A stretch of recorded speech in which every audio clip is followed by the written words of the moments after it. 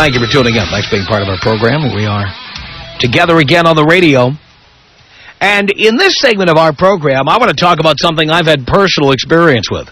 Something that I have experienced not only more than once, but I've embarrassed myself every time because I don't know how I get myself into these situations.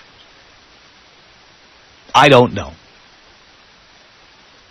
As much as I am an expert in so many areas, as you know from listening to this program, this is a flaw, a fault that I have not been able to fix over the years. It is probably one of the reasons I have been hesitant to be in a serious romantic relationship. And I'm going to come clean and tell you what it is, and then I'm going to see if you are having this experience yourself right now.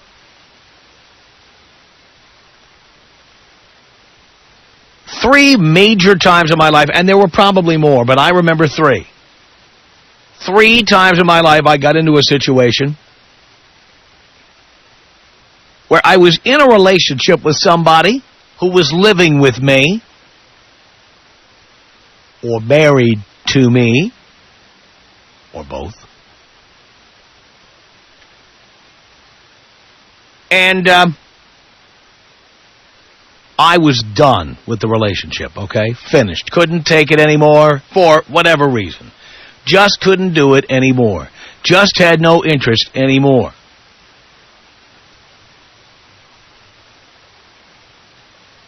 Went through all of the steps, you know. It starts with arguing, frequently followed by nagging, frequently followed by stop nagging me, later followed by I'm not happy, I can't take this stuff, why do you keep doing this? These all sound familiar, don't they, boys? Of course they do. Anyway, after going through that whole process, I do a little gut check. I try to figure out, what I'm going to do about this, how I'm going to deal with it. And I finally come to the conclusion that it's not fixable. I don't make knee-jerk decisions in my life. I am deliberate. I think. I plan. I worry. I fuss. Ultimately, I come up with an exit speech.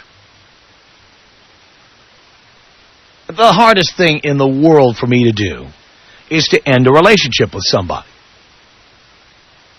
Yeah, always was. So I, just like the president writing a State of the Union address, for days or weeks, I will sit there and craft my speech. Because I don't like drama. I don't like melodrama. I like to anticipate all of the buts that are going to come up in a situation like that and try to answer all of them before they come up. My speech contains all of the reasons why I can't take this anymore. All of the reasons why I think it's not fixable. All of the things that I think are wonderful about the person that got me in there in the first place before I knew all of the things about the person that I couldn't stand and I had to get out. I balance the good with the bad. I actually rehearse it. I practice it. I go in there completely prepared to give that speech. Have you ever done that? Rehearsed your speech? Written down bullet points? Prepared for this event? I don't think there's been a time in my life when I just looked at somebody in the middle of an argument and said, get out. I can't take this anymore. I don't think I've ever done that. I think I have always thought about what would be the ramifications. Would she scream? Would she cry? I've been with women who would scream, would cry, would throw things. I've also been with women who would beg for mercy, roll around in a fetal position on the floor. I'm not making this up. Or whatever. try to anticipate all of that. But after giving a speech, after agonizing over it, one of my speeches went over 5 hours. I'm not kidding. I spent over 5 hours outlining all of the reasons I couldn't take it anymore and why it was going to end that day. But somehow, in the course of giving these speeches, once I'm done, the person I'm speaking to is in denial. Like, I never said anything. Like what I just said just went right over their head, or they were numb or something. And so I have had, in these 3 cases, women who wouldn't leave my house. Wherever my house was at the time. They wouldn't leave. I had the one woman who I tried telling that it was over. And she not only didn't leave, she did hear the part that I didn't want to have the relationship anymore, so she continued living there and started bringing other guys home.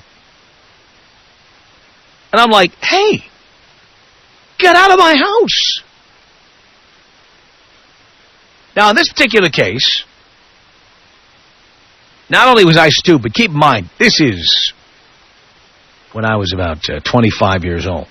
Not only was I stupid at the time, and not nearly the professor I am today, but at that time, I made a really, really dumb mistake. I signed a lease with her. Her name was on the lease, and my name was on the lease. And you want to know something else she did, too? We were not married. And then, frankly, I didn't want to get married. She actually signed the lease. I don't know if she, like, felt like a slut or something because we were going to cohabit. She actually hyphenated her last name and added my last name. And later on started telling people that was her name. Actually got a credit card with that name on it. We didn't have a joint bank account. We didn't have joint finances. Suddenly she's walking around with her American Express card with her last name hyphenated Leykis. So when I told her, I can't take it anymore, get out, she didn't get out. She started bringing guys home, and when I said, I'm not kidding, I want you out, she said to me, hey, this is my place too, both our names are on the lease. And I've discussed this chick on the air before. This is the chick who had forgotten that I had put the deposits down on all of the utilities. And that all of the accounts were in my name. So I had to start disconnecting the telephone, the gas, and finally the electricity in order to get her to move out. I told her, if you want electricity, you can go down to the electric company and put your name on. Put deposit down. You could do that. If you want cable TV, you could call the cable company and have them reinstall, but you'll have to give them a deposit for the box. You'll have to pay for a month in advance. And she either didn't have the money or was unwilling to do these things. So, like a dope, I had originally signed up for all the utilities. But ultimately, that was to my advantage because I was able to get her to move out simply by disconnecting all the utilities. Once she moved out, I turned them all back on. My name's on the lease. Why don't you move out? Why don't you go find yourself someplace to live? My name's on the lease, too. I'll never forget that day. She had, in the dark, she had to get some guy, probably the next guy she was going to date, had to get some guy with a hand truck. And we lived like on a second-floor walk-up. She had furniture and stuff. And you see the guy in the dark trying to take all her furniture on a hand truck down the stairs. It was great. Very satisfying.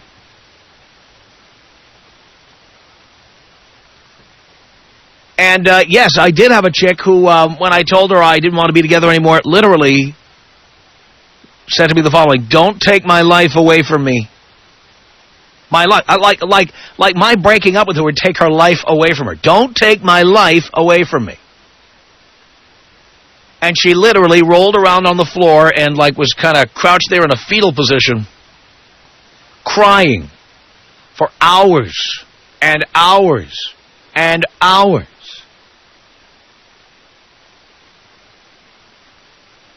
One person I was with, I gave the speech to. This was the 5-hour speech. And what she started doing, well, not only did she not move out, she did not acknowledge that we had this conversation. She continued living around the house like nothing had happened. She did do a better job of cleaning and laundry and stepped up the household chores, started making meals more often and stuff like that. And I think she thought that I was just threatening to kick her out unless things got better. And so she started doing everything around the house better. But the lack of cooked meals and the lack of, folded clothes and stuff, those were not the primary reasons. Those were only ancillary reasons why I couldn't take it anymore, why I couldn't do it anymore. It took me 6 months to get her to go. And in fact, the way I got her to go, I found her an apartment. I put down a deposit. I called the moving company. And I set them up to come over to take her things. Because she was like dumbfounded. Like, when I asked her 5 months later, hey, remember that conversation we had about you moving out? What's the status of that? And she was like, well, I thought things were getting better. Literally, I thought things were getting better. Like I said 5 months ago, I can't take this anymore. You have to go. I mean, how much clearer can a person be than that? You have to go. So 5 months later when I said, well, whatever happened to that? And she said, oh, yeah, I thought things were getting better. I can't believe that you still want me to leave. I thought things were getting better. In the 5 months, we didn't have sex. We hardly talked. Yes, indeed, there was more hot food on the table, but that was about it. She didn't get it. So literally, I had to drive her over to her new apartment. We followed the moving van, or the moving van followed us, and oversee the move so that it happened. Because if I didn't do it, she would have stayed there. She just would have stayed there. And this is the part of the mentality I don't get. If somebody says, I don't want you anymore, how low is your self-esteem to want to stay with somebody who does not want you anymore? How bad is that? Think about this. And I know as I'm speaking these words right now, there are men and women listening to me who are living with somebody they have told point blank, get out. I'm not talking about somebody you hinted about it to. I'm not talking about somebody that you had a conversation and said, we got to get things together, or maybe we should go to a therapist. No. We're beyond that. You have said to the other person, get out. And you can't figure out how to get them out of your house. You can't dynamite them out of the house. I mean, anything you try to do, they will not go.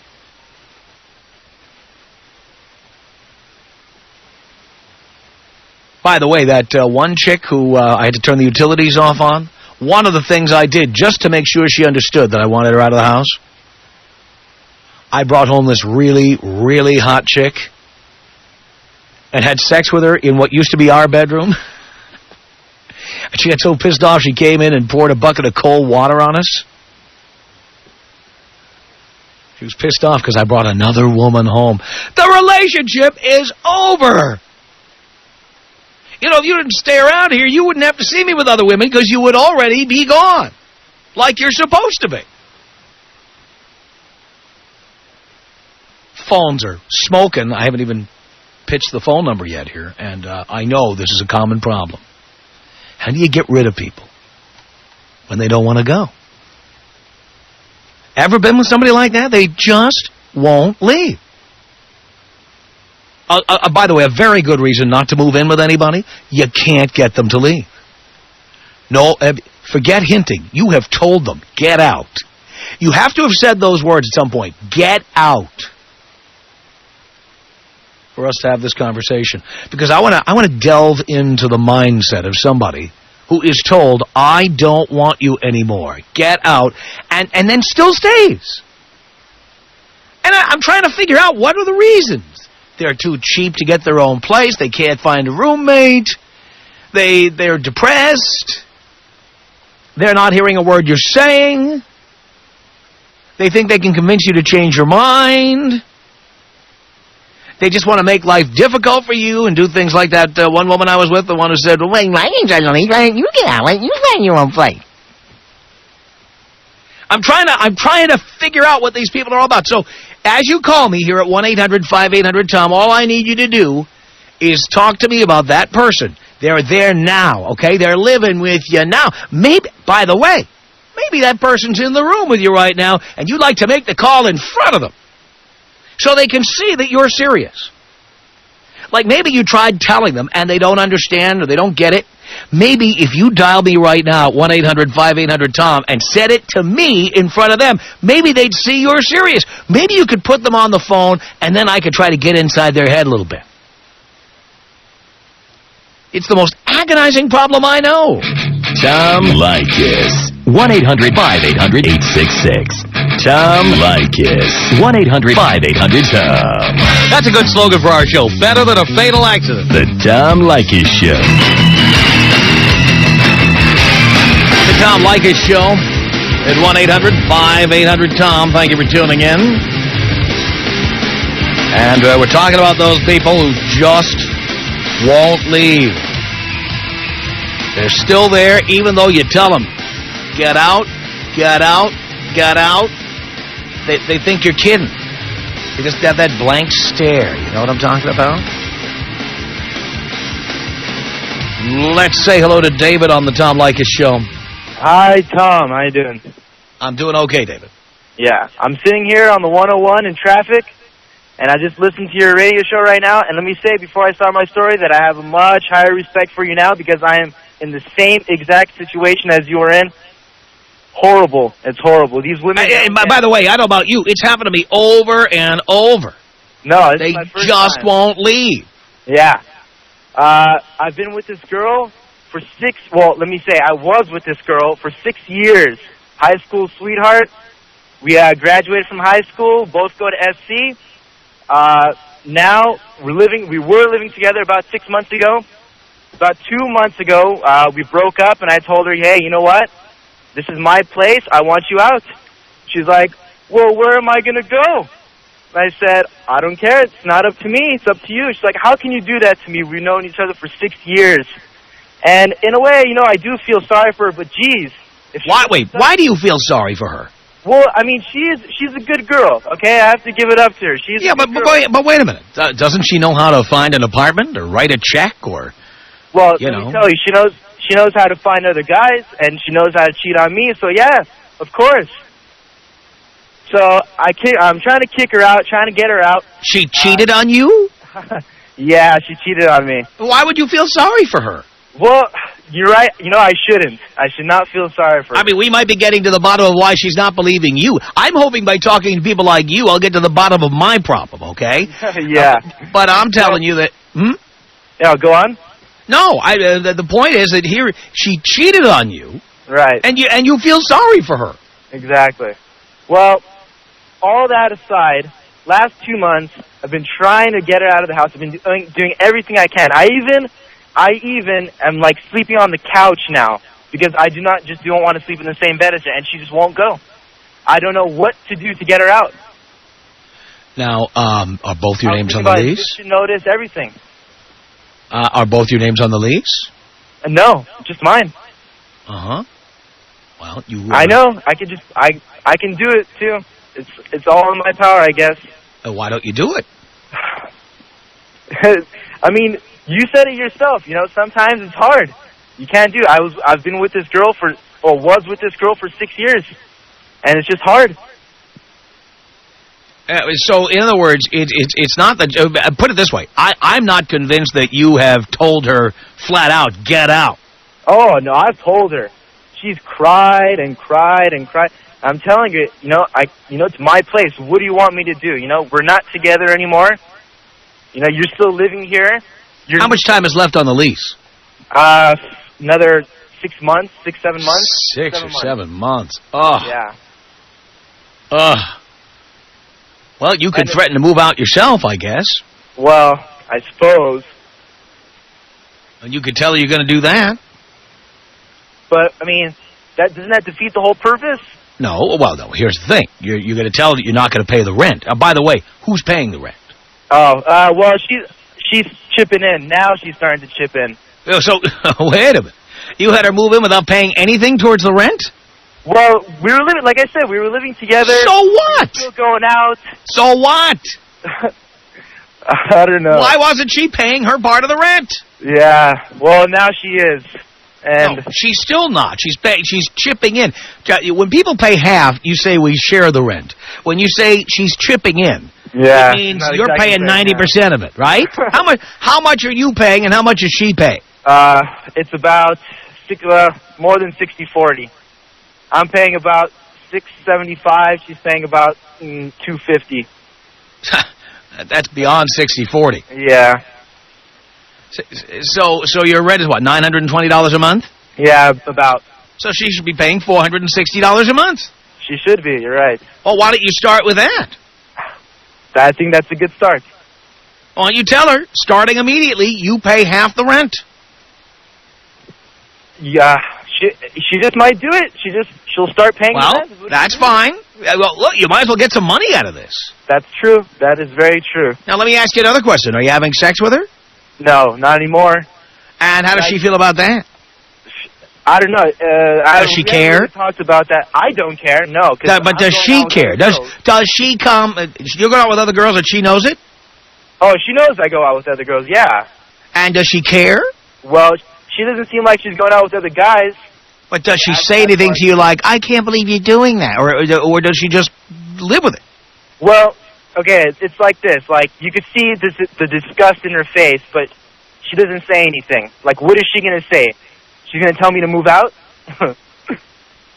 Now, hang on a second here, David. We got some people who want to talk to you here. Kat, what did you want to say to David here? Well, hey, Tom. Dave, if you really want to get rid of this woman, you need to start bringing the other women home and banging them right there in your own bed. Oh, I do. I come home 2, 3 o'clock in the morning, Fridays, Saturdays, whatever. What is she going to say? She's not going to say anything to me. But she's still not moving out. It's you're doing the other girls in the same bed that she's sleeping in? Yeah, and I sleep on the couch. Well, then that needs to change. She needs to be on the couch. Well, yeah, but she's not budging.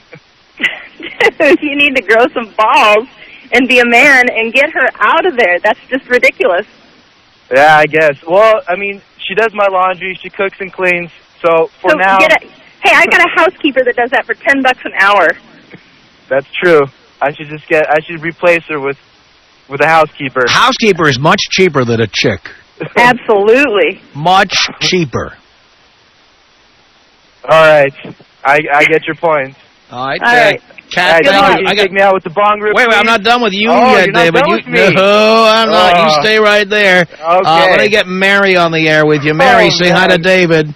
Hi, David. Hi, how are you? Okay, Dave, I'm good. I have 2 solutions. I agree with Kat. You should bring, it was Kat, right? I think you should bring girls home, sleep with them, which if you do that, then you live in an apartment. Yeah. Okay, they will change your locks for you. I used to live in an apartment. I had the same situation. I'd change my locks. They'll charge you, like, I don't know, $15 to $25. Change your locks. Put a lock on your bedroom door where you have to enter it with the key so she can't get in there and sleep in your bed. And make her sleep on the effing couch, okay? Change your door locks. Get rid of this girl. She's dumb. You don't need her anymore. You can find another lady that'll cook and clean for you just the same way. Yeah, you're right. You are right. You should listen to your father, Tom. I will. And even I don't claim to be an expert in this area. Yeah. Because I have made this mistake myself. Yeah. And I would love to talk to somebody who is the person who refuses to leave to find out what they're thinking. I would love to get in the head of somebody like that. Oh, yeah. And you know what? Are you still sleeping with her? No. Okay, because the next thing she's probably going to do is try and get pregnant if you still are sleeping with her. Because she seems like that type of girl. Well, that's one of the reasons. Well, one of the reasons why I suppose she started cheating on me, and one of the reasons why we broke up is because she already wanted to start having babies, and I told her, "Whoa, I'm 23. I'm not even done with college yet. Like, what do you mean having babies? Like, Jesus." Yeah.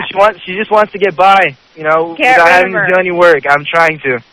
I'm serious. Go home, tell your apartment manager you have somebody who won't leave your place and keeps coming in, and change your lock. That'll do get that. rid of her. Put her I think that's out the best on solution. the porch.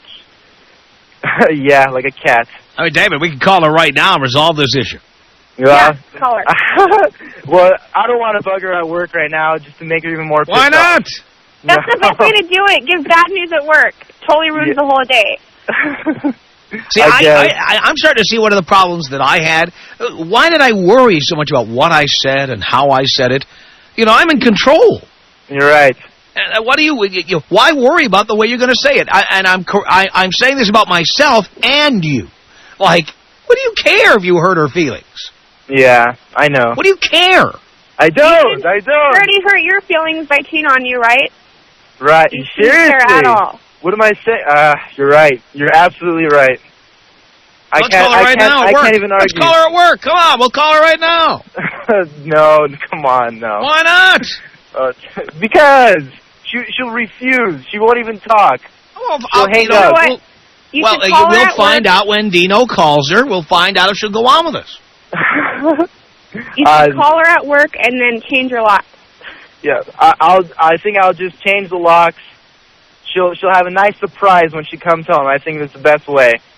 Why do I get the feeling that you're saying this, but you're not actually going to do it? No, I'll change the locks. I will do it. When? I'll do it today. I'm on my way home right now.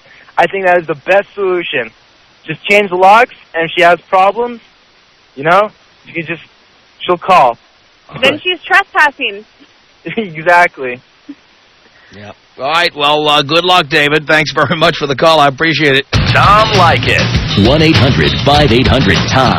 1-800-5800-866. Tom, you're amazing. I love you. Do you know that? I still love you. You are my strength. You are my everything. It's the Tom Leykis Show. The Tom Leykis Show. And I'm doing this segment as much for myself as I am for you. 3 times in my life I've had women move in with me, and then despite telling them it was over, I couldn't get them to leave. And I myself don't know why I was incapable of getting to leave sooner. Why this had to be such a long, drawn-out affair, even after I was very specific. For some reason, they just would not go. Are you with somebody like that? Are you with somebody who just won't leave? 1-800-5800-TOM is our telephone number. Monica on the Tom Leykis Show. Hello. Hello, Tom. Hello. Yes, boy, I'm just like you. This has happened more than once, but I learned how to take care of it pretty quickly at this point. Last night, I finally kicked my now ex-boyfriend out once and for all. Got in a big fight. Started, play wrestling. It got a little worse. He pushed the limits. Then he tried to pass out and not talk to me about anything because I'm like, look. Hello? I think I lost her. There goes another damn cell phone. 1-800-5800-TOM is our telephone number. I blame myself. And as I heard the previous caller talking about the chick that would not leave him, she cheated on him and he feels sorry for her. It's like, why? Why? Feeling sorry for them is the wrong thing to do. How about feeling sorry for yourself? Again, I'm saying this as much to myself as I am to anybody else. Why don't you feel sorry for yourself? All the girls you won't sleep with, all the fun you won't have, all the privacy you don't have. She's always there making demands or moving things around, or she's watching TV when you'd like to be watching something else. I mean, there's a million things going on. Why do you feel sorry for her? Now, we have someone on the phone who says he's one of these people. He won't leave. Alan on the Tom Leykis Show. Hey, Tom, how are you? I'm okay. Well, she broke it to me that she been married for 8 years, wants me out. Definitely not cheating on me, just falling out of love. Unfortunately, there's 2 kids involved, young ones, so it's tough for me to sort of break away and want to leave the household where I'm the father of these kids. Well, she could just get a divorce, and then that would solve the problem, wouldn't it? Well, we'll eventually lead towards that. I mean, that's sort of what we're going to eventually get towards. But in the midterm... but she doesn't want to eventually get to it. She wants to get to it now. Well, but she's but we're still friends, and she feels that we always will be, and I believe that that's the truth. But didn't you tell me that she threw you out? Well, I shouldn't say she threw me out. Actually, I apologize. She didn't throw me out. She basically said that our marriage is done. We're not in love anymore. All we have is a special friendship at this point. So she didn't say get out, but obviously, if she's not going to want to be married to me in the future, I got to get out. It's just a matter of when. And how old are your kids? They're young. They're under the ages of 8. So what, you're going to wait 10 years and then leave? It's under 10 years. What? Maybe you can help me with some legality. When Tom Cruise got divorced, what was the thing that he did it before 10 years in the state of California, since I'm not from the state of California? Why does it make a difference before or after? Because after 10 years, you pay vagina money for the rest of your life. And under 10 years, which mine will be? You generally, in California, and I'm not a lawyer, by the way, but you generally pay, 1 year for every 2 years you're together. Okay, so that's not so bad. And what? But every 2 days you stay, you owe another day of vagina money. Well, that's very, very true. But at least I know it definitely will not stay till 10 years, so at least I won't have it for a lifelong. And I'm willing. How many years have you been married? It'll be 8. You're getting awfully close, pal. Well, there's no way. Because keep in mind, you're not going to be divorced the day you file for a divorce. California, it takes a long time to get a divorce. That's something I have to keep in mind. I wasn't... if I were you, I'd consult with an attorney. Well, I'm going to definitely need to do that. I definitely will. Regardless of what you end up doing, I think that's probably a good idea. Right, but it's not necessarily only the reverse. I mean, I'm not looking... it's amazing that I'm sure you'll have many women call in, but I'm not looking to run so quickly because it's tough to want to leave the nest where even though I know I'm with somebody who isn't in love with me anymore, but there's still children involved, and it's tough. What if she tells you to get out? Will you get out? Well, yeah. I mean, and I'll start to look, but I don't feel the pressure to have to run away. If I was cheated on and slighted, and that was a whole different story, then I guess I would. But under the circumstance, I guess I'm trying to buy as much time in hoping that maybe now under the different premise that we're living together, maybe she'll change her mind. Hang on a second, Alan. Richard, what did you want to say to Alan? Hey, I can tell you from experience that she's telling you she wants to be friends now until the divorce starts. If you move out of that house, you're going to lose everything because the state's going to say you have left the house and you're going to lose everything. You're going to get a divorce. You go into divorce and you be the guy that nobody wants you to be. You be the hard nose and you go, and when you get the upper hand, then you be nice. Yeah. Because I tell you right now what's going to happen is when you go to court, she is going to have the upper hand because she's the woman. Don't you believe for a second she's going to be your friend and you go through a divorce. She's going to want those kids and everything else you have, and if you don't get the upper hand right from the start, you're done. So then... But if I move out right now, is that... Don't you move out. Don't you move out of that house. I was going to say, so that's abandonment if I move out. You don't move out until she has a court order that says you move out. Okay. I mean, because if you move out, you're done. I mean, I own the house that we're living in. You're married. Yeah. Correct me if I'm wrong, is the state of California not a common law state? You mean a community property state? Community property state? And yes, it is. And did you own the property before you were married? No, we bought it together. Then you don't own the property. The state says who owns the property. And if you move out of that house, you don't own it. You don't move out of that house until she says, with a court order, until a judge looks at you and says, you get out today or I'm going to put you in jail. What about legal separation? Is there such a thing in the state of California? Oh, yeah, legal separations in a lot of states. But don't you move out of that house until there's a court order for you to move out of that house. Make her move out. If you give her the upper hand at the beginning and you're nice at the beginning, you're done. You need to be the hard nose in the beginning from the very start. Once you get the upper hand, then you can be nice and civil because she is not going to be. Sounds like great advice there. Tom Leykis. 1-800-5800-TOM. 1-800-5800-866. Thank you, Tom. The Tom Leykis Show. Send us an email. Our email address is my name. It's Tom@blowmeuptom.com. Tom at blowmeuptom.com. Call our comment line. The number is area code 310-842-9592. That's 310-842-9592. The Tom Leykis Show.